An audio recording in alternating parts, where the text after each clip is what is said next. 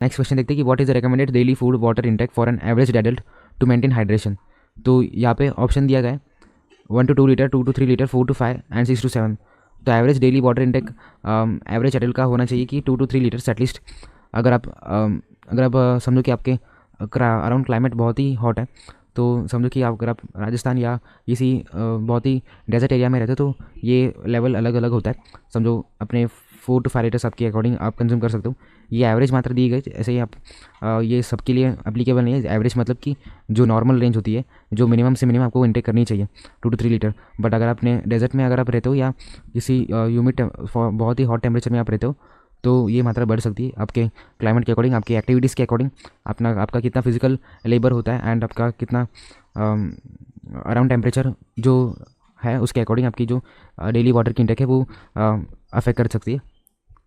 7th question है which dietary practice helps manage blood sugar levels and prevent type 2 diabetes in adults.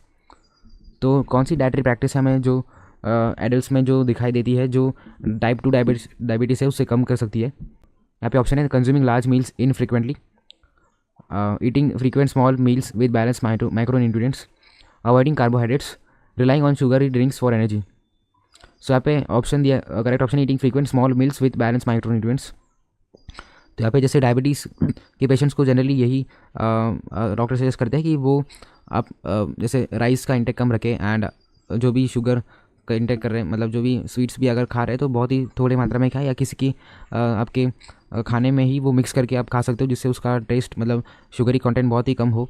And वहाँ पे आपको जैसे ज़्यादा से ज़्यादा आपको जैसे भाकरी होती है मराठी में, एंड आपका जो भी अलग अलग टाइप्स के जो भी वीट्स ये है, जैसे समझो वीट है या बाजरा है, तो अलग अलग टाइप्स के अगर आपने इंक्लूड किए तो वो अच्छा होता है डायबिटीज़ के लोगों के लिए।